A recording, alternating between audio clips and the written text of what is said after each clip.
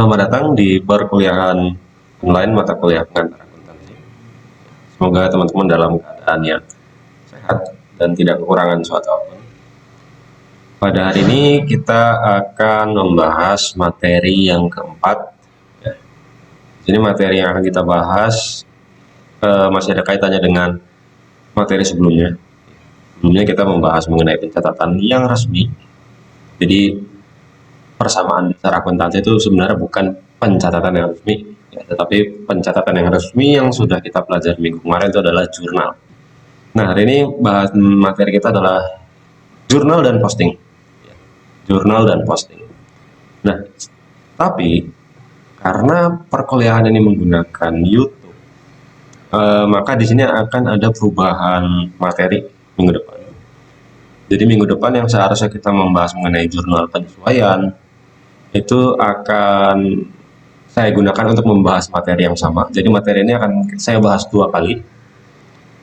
Sedangkan untuk jurnal penyesuaian itu bisa nanti digabung dengan perusahaan dagang, artinya setelah UTS. Ya. Tapi jurnal dan posting ini krusial. Kalau misalnya cuma dibahas 1 kali, itu saya rasa nggak cukup. Karena ini posting ini yang nantinya akan membentuk buku besar. Buku besar itu nanti yang akan digunakan sebagai dasar pembuatan laporan keuangan. Oke, kita mulai aja. Pengertian jurnal, ya. Kemarin kita sudah mengenal jurnal, ya, pencatatan yang double entry, pencatatan berganda, ada debit, ada kredit, ya. Nah, jurnal sendiri merupakan catatan sistematis dan kronologis dari transaksi-transaksi keuangan dengan menyebutkan rekening itu akun, ya, menyebutkan akun yang akan didebit atau dikredit, disertai jumlahnya masing-masing. Jadi debitnya suatu akun namanya misalnya kas, kemudian selanjutnya diikuti dengan nominalnya, berapa jumlahnya. Begitu pula dengan yang di sebelah kredit. Jurnal merupakan catatan akuntansi yang pertama kali digunakan dalam proses akuntansi. Ya. Catatan akuntansi. Ingat, catatan itu berarti masuk ke dalam bagian proses. Inputnya adalah persamaan dasar akuntansi dan identifikasi. Kemudian prosesnya adalah catatan akuntansi. Nah, jurnal ini adalah yang pertama kali. Proses pertama. Untuk mengklarifikasi, gunanya untuk mengklarifikasikan data keuangan dan data lainnya. Nah, kemudian disebutkan juga jurnal merupakan alat untuk mencatat transaksi keuangan secara kronologis, ya, sama dengan poin yang pertama. Maksudnya kronologi di sini adalah urut menurut waktu kejadian, ya, karena jurnal itu akan dicatat urut sesuai dengan tanggal transaksi. Manfaat dari penggunaan jurnal, ya, manfaat dari melakukan penjurnalan. Yang pertama tadi sudah, ya, secara kronologis, berarti di situ transaksi dapat dicatat secara urut waktu. Kemudian rekening-rekening atau akun-akun yang berpengaruh, yang berdampak dari adanya suatu transaksi itu bisa terlihat di dalam jurnal. Kemudian dapat menampung keterangan dan kondisi transaksi. Ya. Nah, sekarang ini di zaman modern ini banyak software akuntansi, ada Curate, terus kemudian ada Mayop, itu banyak digunakan. Pertanyaannya yang mungkin sering dilontarkan oleh teman-teman yang sudah pernah menggunakan software tersebut adalah, kenapa sih kita harus melakukan penjurnalan manual? Toh pakai software aja, tinggal dimasukin angkanya, tinggal dimasukin akunnya, bisa langsung jadi laporan keuangan. Untuk bisa menggunakan suatu software dengan baik dan benar, dan untuk bisa membaca laporan keuangan itu dengan baik dan benar, serta untuk mampu mengetahui ketika terjadi kesalahan, itu bisa dilacak kesalahan di mana, teman-teman harus belajar manualnya dulu. Teman tetap harus belajar manualnya dulu. Tidak bisa karena oh Pak, di sana ada softwarenya, tinggal dimasukkan angkanya jadi beres. Ya, tapi teman-teman nggak tahu dasarnya untuk menggunakan software itu, kan sama saja. Jadi di sini penjurnalan ini walaupun nanti mungkin akan terlihat sangat membosankan dan melelahkan, tapi ini adalah proses awal gitu ya. Nanti kalau misalnya di dunia kerja teman-teman mau menggunakan software dan lain sebagainya, itu silakan, tetapi dasarnya tetap harus dikuasai. Oke, lanjut. Nah, jurnal itu golongannya ada dua. Ya, ada dua penggolongan jurnal. Yang pertama adalah jurnal umum dan jurnal khusus. Jurnal umum adalah jurnal yang mencatat, ya, yang mencatat transaksi-transaksi selain dari transaksi yang dicatat di jurnal khusus. Nah, sedangkan jurnal khusus ini nggak akan kita pelajari untuk hari ini dan semester ini pun enggak. Jadi jurnal khusus ini akan dipelajari nanti semester 2. Jurnal khusus itu ada jurnal penerimaan kas, kemudian ada jurnal pengeluaran kas, kemudian ada jurnal pembelian secara kredit, dan jurnal penjualan secara kredit. Transaksi-transaksi yang tidak masuk ke dalam 4 kategori itu akan dimasukkan ke dalam jurnal umum. Kemudian metode pencatatan double entry system, ya, pencatatan berganda. Ingat ya, debit kredit harus seimbang. Nah, ini adalah format jurnal umum. Format jurnal umum yang baku lah ya, bisa dibilang baku. Tapi gini, setiap perusahaan itu mempunyai format jurnalnya sendiri-sendiri. Ada yang formatnya 3 kolom, ada yang formatnya 8 kolom, 6 kolom, gitu macam-macam. Nah, intinya di sini format itu bukan sesuatu yang saklek gitu ya. Mau 3 kolom, mau 4 kolom, silakan. Yang penting isinya, esensinya, debit dan kreditnya itu yang harus format banget gitu, yang harus baku sekali. Tapi kalau format bingkainya ini, tempat untuk mencatatnya itu ya relatif, tergantung perusahaannya. Oke, kita contohkan format yang ini ya. Di sini ada tanggal transaksi terjadinya, tanggal terjadinya suatu transaksi. Kemudian nomor bukti. Ya, nomor bukti ini biasanya adalah nomor yang ada di, teman-teman bilangnya, di nota lah, kwitansi. Di nota itu kan ada nomor bukti transaksi, itu dicatatkan di situ. Kemudian ada nama rekening dan keterangan, ini untuk mencatat akun-akunnya. Ada kas, ada piutang dan lain sebagainya. Kemudian ada referensi. Referensi ini digunakan untuk mengcrosskan, apa ya bahasa Indonesianya ya, untuk menyilangkan, untuk menghubungkan lah ya, menghubungkan antara jurnal umum ini dengan nanti namanya buku besar. Nanti deh kita bahas. Kemudian di sini ada debit dan ada kredit. Kalau di sini tulisannya mencatat nomor rekening yang bersangkutan, tapi nanti fungsinya sebenarnya bukan, nggak hanya sekedar mencatat, tapi mengcrosskan antara jurnal umum dengan buku besar. Rekening kemarin udah ya, rekening itu akun ya, tempat untuk mencatat transaksi. Kemudian penggolongan akun kemarin sudah ada akun real dan akun nominal. Ini contohnya misalnya. Rekening dan akun itu sama ya, rekening dan akun itu sama. Seperti halnya aktiva itu sama aja dengan aset. Jadi nggak usah bingung dengan penamaannya, itu sama saja. Rekening itu sama dengan akun, aktiva itu sama dengan aset, sama dengan kekayaan, sama saja. Kemudian kewajiban itu sama dengan utang, sama dengan liabilitas. Modal itu sama dengan ekuitas, ya namanya macam-macam. Oke, kita langsung masuk saja ke dalam contoh soalnya. Di sini saya nggak akan membahas semuanya. Di sini saya hanya akan membahas sebagian yang kemudian akan kita catat ke dalam jurnal umum. Kalau kemarin kan kita hanya belajar menjurnal nih dulu, ada debit, ada kredit, ada nominal. Nah, sekarang di sini kita belajar bagaimana mencatat yang kemarin itu, yang debit kredit, ke dalam format jurnal umum. Berikut adalah transaksi yang terjadi pada bengkel Tuan Bintang pada bulan Agustus 2010. Oke ya. Ini ada beberapa transaksi, nggak akan saya bahas semuanya. Di sini teman-teman diminta untuk bikin jurnal umum berdasarkan transaksi tersebut. Nah, kita mulai dari yang tanggal 1 saja. Ini tanggal 1 ya, tanggal 1 Agustus. Di sini saya bikinkan tulisannya di atas saja biar lebih gampang dikerjakan, dilihat ya. Tanggal 1 Agustus, Tuan Bintang menginvestasikan sejumlah uang tunai ke dalam usahanya sebesar 7.500.000 dengan nomor bukti 01. Ya, nomor bukti 01. Berarti di kolom tanggal ya kamu tulis tanggalnya 1 Agustus 2010. Mau pakai tulisan Agustus silahkan.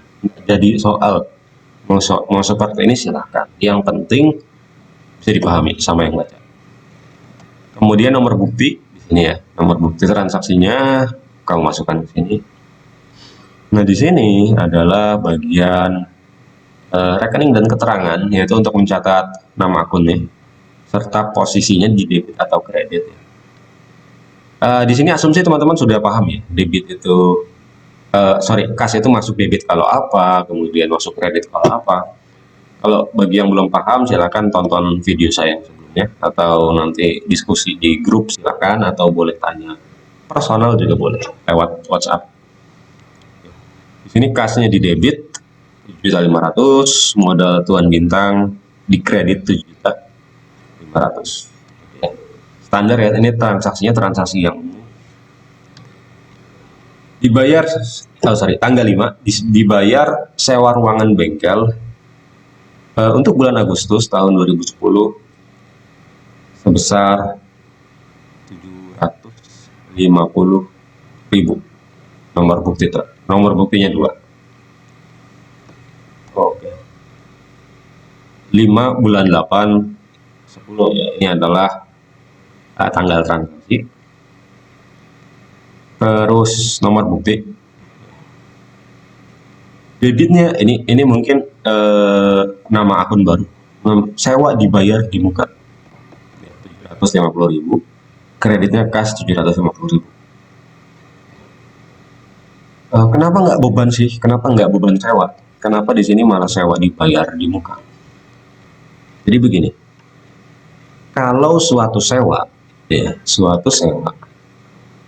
itu dibayarnya pada awal periode,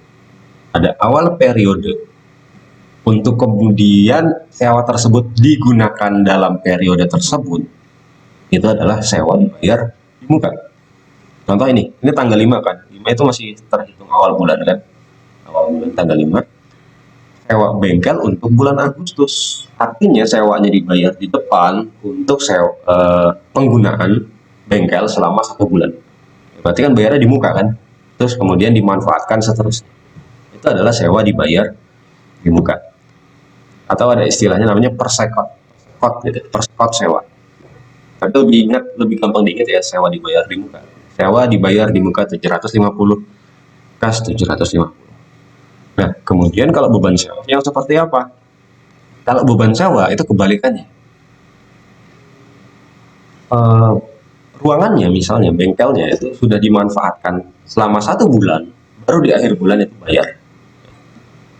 Jadi kalau teman-teman ngekos, misalnya tinggalnya ngekos, bayarnya di mana? Di depan apa di belakang? Kalau bayarnya di awal bulan, untuk 1 bulan kemudian, itu berarti sewa dibayar di muka.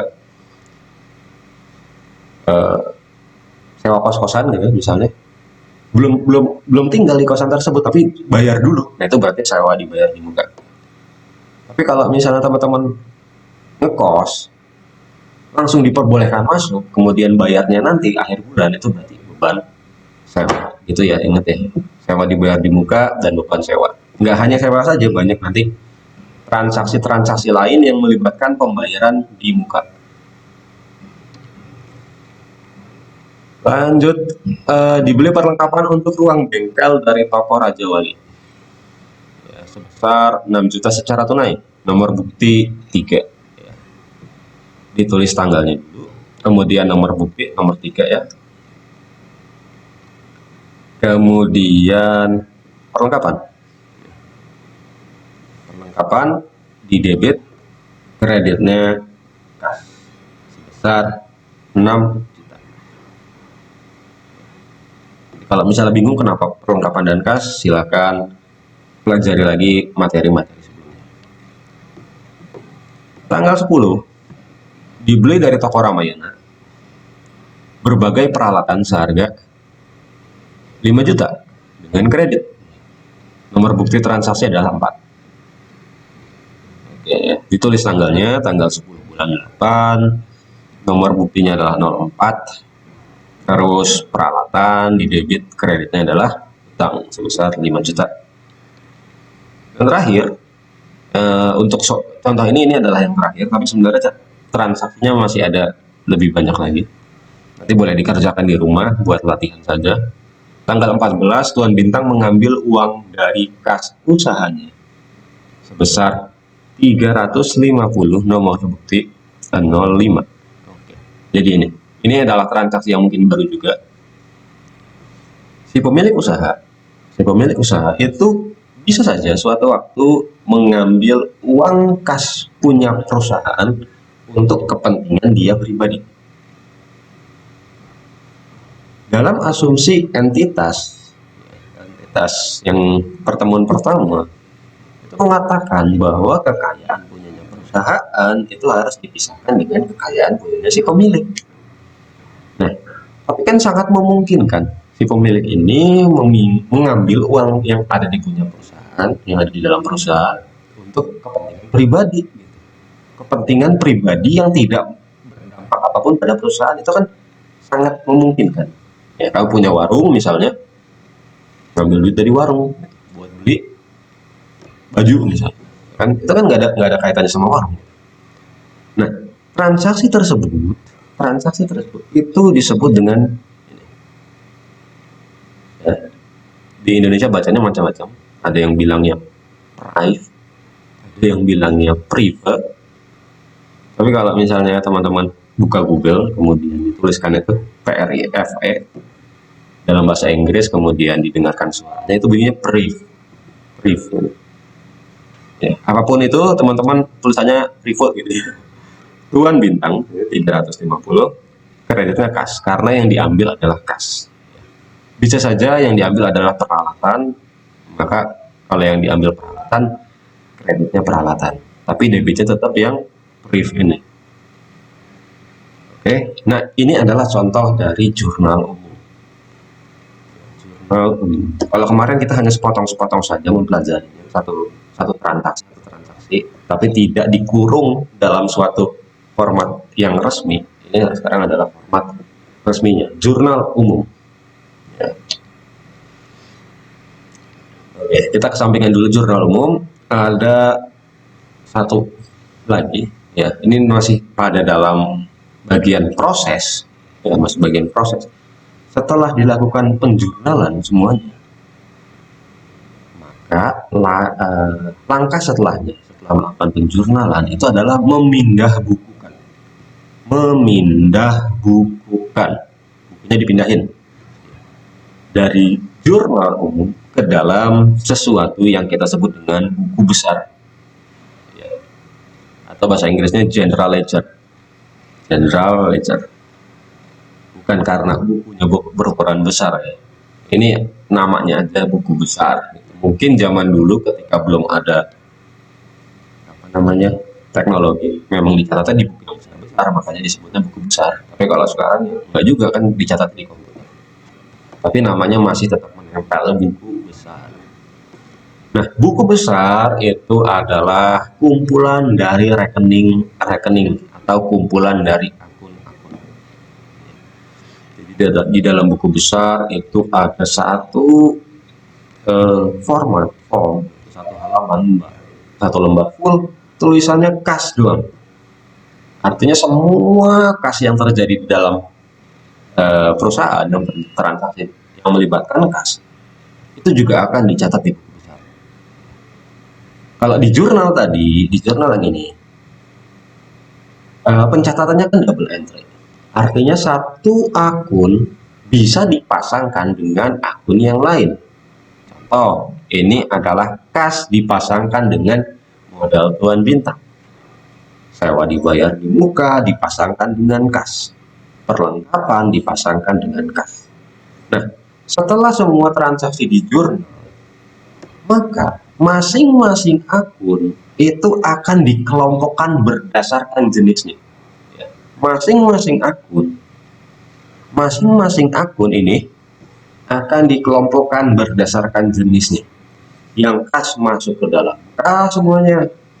Kemudian yang utang akan masuk ke dalam utang semuanya gitu. Itu adalah buku besar. Satu tempat yang berisi akun-akun yang sudah dikelompokkan. Nah, buku besar ini nanti akan digunakan untuk menyusun namanya neraca saldo. Neraca saldo itu adalah untuk bikin laporan keuangan. Jadi di sini sebenarnya kita sudah hampir mendekati output gitu ya, tapi di sini masih mencatat. Nah, kemudian ada juga buku besar pembantu.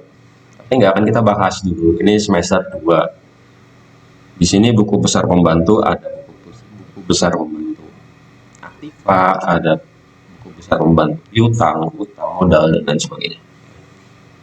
Tapi kita akan bahas yang buku besar dulu. Posting ini adalah suatu istilah juga. Posting itu adalah istilah yang merujuk pada pemindah bukuan tadi. Setelah di jurnal, dalam format jurnal umum, kemudian dipindahin ke dalam buku besar. Nah, kegiatan itu disebut dengan posting. Jadi kalau misalnya dalam UTS ada soal, silahkan posting ke buku besar. Artinya setelah teman-teman jurnal, pindahin itu ke dalam buku besar. Ya, saya bacakan aja nggak apa-apa. Proses pemindahan jumlah di kolom debit buku jurnal ke dalam kolom debit di buku besar dan kolom kredit di jurnal ke kolom kredit di buku besar. Kok ribet sih? Penjelasannya nanti ada. Oke, ini bentuk rekening macam-macam ya sebenarnya. Sama seperti format jurnal tadi. Setiap perusahaan itu punya formatnya sendiri-sendiri ya. Yang penting kita paham, bisa baca format tersebut.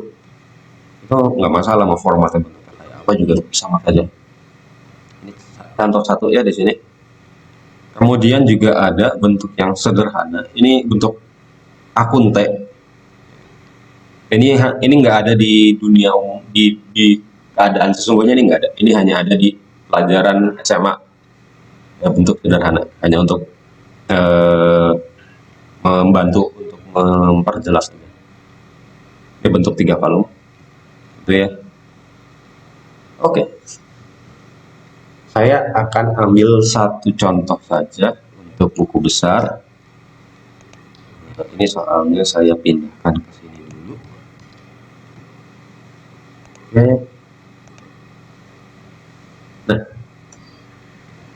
Nah, buku besar ini yang saya akan contohkan adalah buku besar untuk akun kas.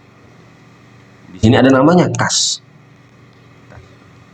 Jadi hanya dikhususkan untuk mencatat kas yang ada, yang timbul dalam suatu transaksi yang terjadi. Nah, kemudian biasanya juga di sini, bukan biasanya, memang ada nomor nih. Setiap akun itu punya nomor sendiri-sendiri. Misalnya ini saya kasih nomor 1001 lah. Angka 1 di depan ini umumnya itu adalah menunjukkan aktiva atau aset. Ya. Nanti utang itu 2 depannya ya. Utang itu 2 biasanya. Kemudian 3 itu ekuitas. Akun-akun ekuitas itu depannya 3. Kemudian beban itu 4. 5 itu pendapatan. Tapi nggak mesti juga sih. Tergantung perusahaan mau ngasih nomor berapa, kan ini akun dia gitu.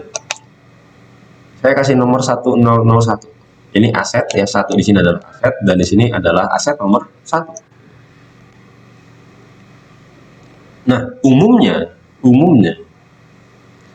dalam akun di buku besar itu ada saldo awal.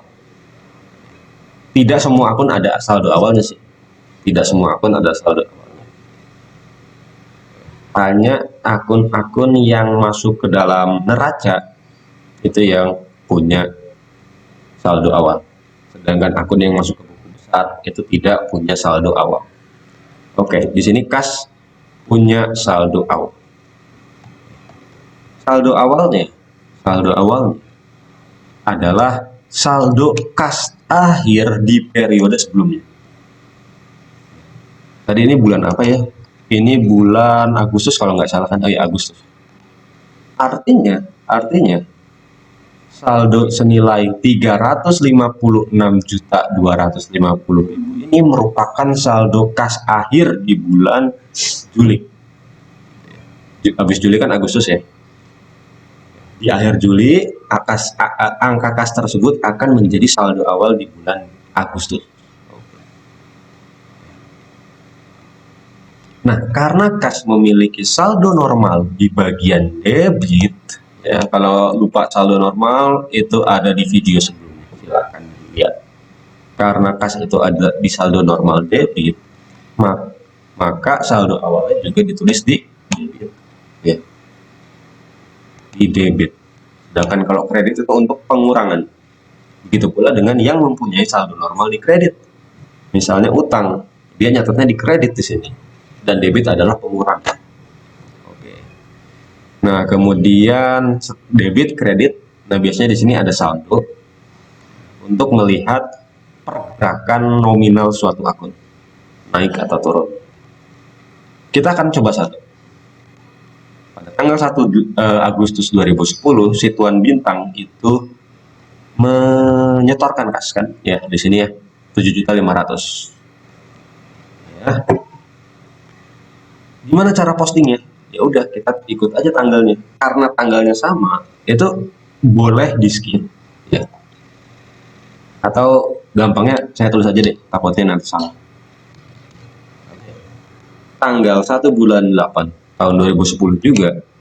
Keterangannya apa? Ini kas bertambah karena apa? Kas bertambah karena adanya setoran pemilik. Oke, berarti di sini keterangannya kita bisa tulis setoran pemilik. Setoran pemilik. Tapi balik lagi, yang namanya keterangan ini tidak baku. Ya, artinya silakan teman-teman menuliskan, yang penting bisa dipahami. Kalau misalnya mau nulis Tuan Bintang menyetorkan setoran, itu silakan. Ya, di sini saya tulisnya cukup setoran pemilik. Angkanya di berapa di sini? 7.500.000 ya. Debit apa kredit? Tentu saja karena di sini adalah posisi debit, lihat ya. Kas ini berada pada posisi debit. Maka ketika posting, itu kasnya juga ada di posisi debit, 7.500.000. 7.500.000. Oke. Nah, kemudian karena kas itu saldo normalnya di debit, saldo sebelumnya itu 356.250.000. Kemudian di debit 7.500.000. Artinya ini ada penambahan, kenaikan sebesar 7.500.000. Kita hitung. Sorry, saya matematikanya jelek. 356, 250. Oke, 356.250.000 ditambah 7.500.000. Ketemunya adalah 363.750.000. Oh, ini ketik aja ya. 750. Ini membuktikan bahwa yang namanya akuntansi bukan mata kuliah hitung-hitungan. Ya, karena saya harus tetap aja butuh kalkulator. Seperti ini. Nah, ini referensi. Nanti deh, referensi terakhir aja deh, biar gampang. Kita bahas posting dulu aja. Oke, kemudian transaksi mana lagi yang melibatkan kas? Ya, setelah transaksi tanggal 1 bulan 8, transaksi berikutnya yang melibatkan kas adalah tanggal 5. Sewa dibayar di muka, di debit, kasnya di kredit 750. Ya, kita pindahkan lagi ke buku besar. Tanggal 5 bulan 8. Setorannya apa di sini? Ya boleh sewa dibayar atau bayar sewa lah biar gampang. Bayar sewa. Kita lihat di sini dia kasnya berada pada posisi kredit. Berarti ketika posting juga ada di posisi kredit 750. Oke. Sekarang saldonya berapa? Kalau tadi dicatat di debit itu bertambah, sebaliknya kalau dicatat di kredit itu berkurang. 363.750 dikurangi 750 berarti tinggal 363. Seperti itu. Kurang lebar. Ya. Lanjut lagi. Tanggal 8 perusahaan beli perlengkapan secara tunai, artinya ada kas yang keluar. Ini kas keluarnya 6 juta. Tanggal 8 bulan 8. 8 bulan 8 beli berapa tadi? Perlengkapan.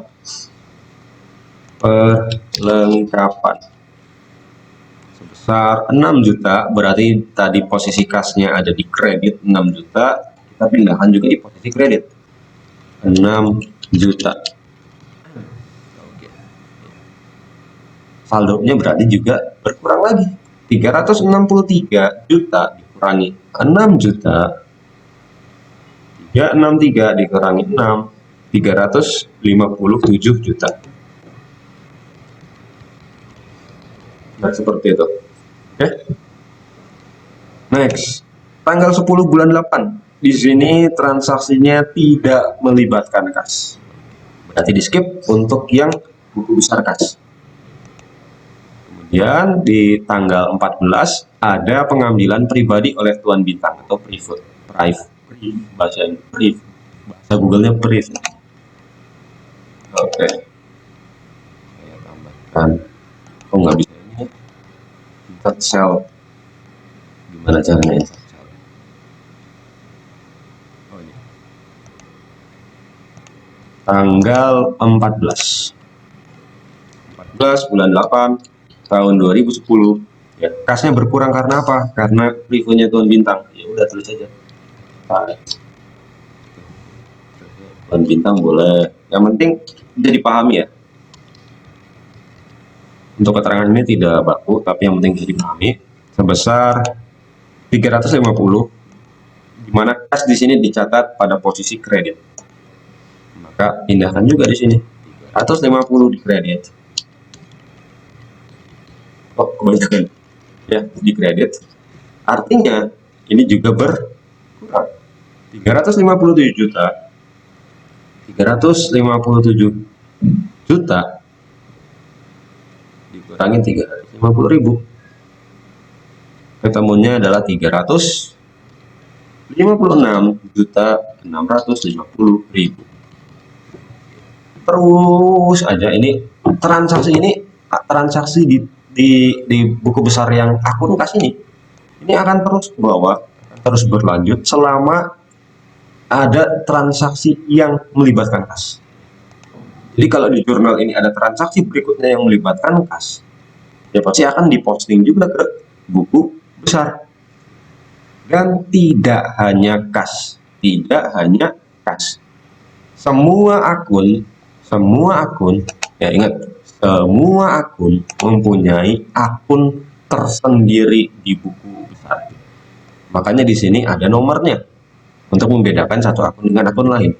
Dan jumlahnya bisa ribuan. Jadi contoh ini kan kas. Nanti ada satu kolom lagi yang misalnya namanya adalah modal Tuan Bintang. Terus ada satu kolom lagi yang namanya adalah sewa dibayar. Gitu. Ya. Oke, sekarang saya akan bahas mengenai referensi. Ini terakhir aja. Untuk selanjutnya akan kita bahas minggu depan. Referensi tadi adalah saya bilangnya nge-crosskan, menyilangkan antara buku besar dengan di sini jurnal umum. Ya. Jurnal umum biasanya itu di atasnya itu dikasih notasi JU 01. JU itu singkatan jurnal umum ya. Dan 01 ini adalah menunjukkan halaman dari jurnal tersebut. Ingat dulu zaman dulu itu apa namanya? Masih menggunakan manual kertas sehingga jurnal itu pasti berlembar-lembar. Makanya setiap lembar itu dikasih nomor JU01, JU02 untuk lembar kedua gitu di halaman sebaliknya. JU03 terus aja sampai dengan akhir transaksi. Nah, nge-crossnya maksud dari nge-cross itu seperti ini. Di sini kas di buku besar punya nomor 1001. Begitu pula dengan akun-akun lain yang mereka punya nomor masing-masing. Ya. Mereka punya nomor masing-masing. Nah, nomor ini akan dipindahkan ke setiap transaksi yang mana menimbulkan kas. Misal ini kan ada kas ya, maka di sini referensinya 1001. Gitu. Sedangkan untuk yang baris berikutnya, ini untuk nomor modal tuan bintang, ya, punya nomor sendiri berdasarkan perusahaan. Kemudian ini juga, ya, di sini ada kas di kredit 1001. Kemudian ada lagi 1001. Kemudian di sini paling bawah ada 1001. Jadi nanti setiap akun itu punya nomornya sendiri. Nah, referensi ini adalah referensi yang menunjukkan nomor akun tersebut. Sedangkan yang di buku besar ada referensi juga. Ya. Referensi ini menunjukkan di mana transaksi tersebut dicatat di jurnal umum.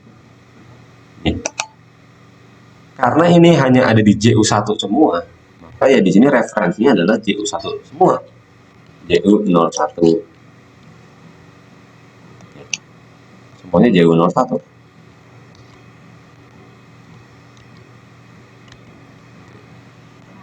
Kecuali nomor 1 ding. Ini enggak. Ini kan adalah saldo awal. Ini mulai JU01. JU01. Nah, kalau misalnya ada transaksi yang nanti di JU02 di buku besar ini ya JU02 gitu. Katakanlah ini di sini lembarannya habisnya sampai sini, sampai transaksi nomor 10. Sedangkan transaksi nomor 14 ini ada di lembar kedua. Yang nomornya adalah JU02. Ya berarti di sini nanti JU02 gitu. Itu maksud saya dari yang tadi cross, menyilangkan antara si buku besar dengan yang jurnal umum. Jadi bisa di-track. Oh, ini transaksi ini ada di lembar keberapa sih? Oh, dicek. Oh, di lembar kedua. Terus mau ngecek kas ini misalnya nomor referensinya adalah 1001. Saya pengen lihat masuk ke buku besar nggak? Dicek di sini 1001. Oh, ternyata ada. Jadi fungsinya dari nomor referensi itu untuk bisa saling mengecek gitu ya. Memastikan bahwa yang di buku besar itu sudah ada di jurnalnya dan yang ada di jurnal itu sudah masuk ke buku besar. Oke, ya kira-kira itu dulu materi untuk kali ini mengenai jurnal dan posting. Minggu depan kita akan banyak latihan aja untuk materi ini. Nanti akan saya siapkan latihan-latihannya. Dan untuk minggu ini teman-teman tidak ada tugas. Jadi saya liburkan tugasnya untuk minggu ini, kita lanjutkan lagi minggu depan. Oke, itu aja. Terima kasih atas partisipasinya bagi teman-teman yang menonton. Yang ada pertanyaan nanti boleh diajukan di WhatsApp. Dan absensi tetap di e-learning absensi tetap di e-learning. Oke, gitu aja. Sampai ketemu di pertemuan selanjutnya. Sehat selalu. Selamat berjumpa kembali.